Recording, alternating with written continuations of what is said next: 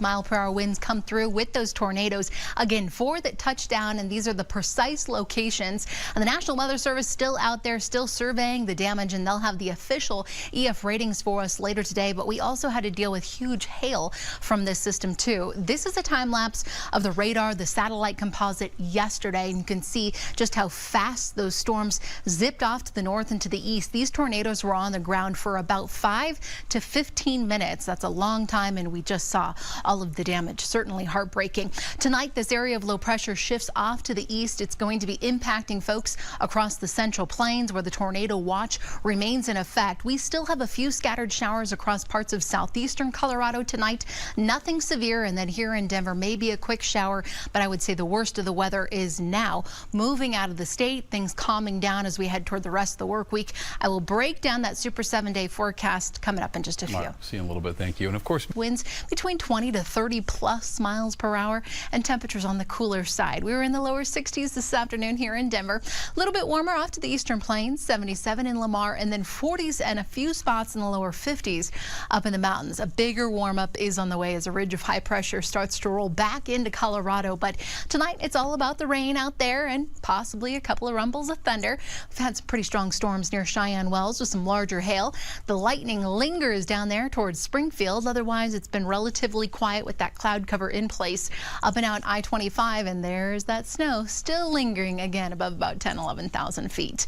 Tonight, partly cloudy skies will be the name of the game for us as temps dip into the upper 30s, so a cooler evening. Few spots like Ray and Lamar, La Junta in the lower 40s, and then up in the mountains, a lot of folks heading below the freezing mark. We'll be in the upper 20s in Walden and Grand Lake, low 30s in Evergreen and Blackhawk, and also around Elizabeth in Lyman too, where we do have a frost advisory in place until 8 a.m. tomorrow as those temperatures out there dip into the lower 30s. Freeze warning in effect down there towards southwestern Colorado. Looking at the futurecast, here we are 7 p.m. Still a few lingering showers down there. Otherwise, by 10, 11, everything scoots out. We're well on our way to a beautiful start to your Tuesday. Lots of sunshine, some calmer, quieter conditions statewide. A little disturbance to our north will just clip northern Colorado. Look out for a few isolated rain, possibly some snow showers later tomorrow afternoon around Jackson and Larimer counties. Otherwise, these storms scoot to the east by about 11 o'clock midnight tomorrow night. Shouldn't hamper your afternoon plans here in Denver as we have plenty of sunshine out there, and the temps feeling a little bit better too. More seasonal for this time of the year in the low 70s. I'll be back to the upper 70s in Lamar and Pueblo, mid 60s in Leadville, and about 73 in Grand Junction getting out the door. And Estes Park, we'll be looking at a high in the upper 50s by the afternoon, low 60s in Evergreen, and more 70s in Broomfield and through Boulder. Super 7-day forecast, not bad. If you like the heat, you like the sunshine, here we go. 75 on Wednesday.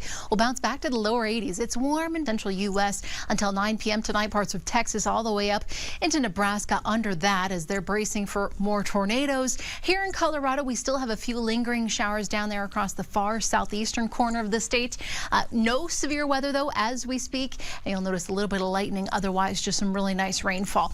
It's been relatively quiet here in Denver. Maybe a couple of sprinkles later this evening. Otherwise, we start to dry out by about 11 midnight tonight. Tomorrow morning, you'll wake up. Here's all that sunshine, a great start to the day. And then as we head toward the afternoon, a little system clips northern Colorado. So look out for just a few isolated rain, snow flurries tomorrow. Otherwise, it should be a dry day for many of us here in eastern Colorado as we head toward Wednesday. And the rest of the work week is looking really, really nice.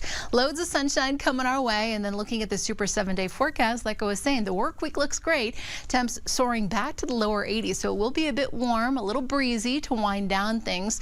But looking ahead toward the weekend,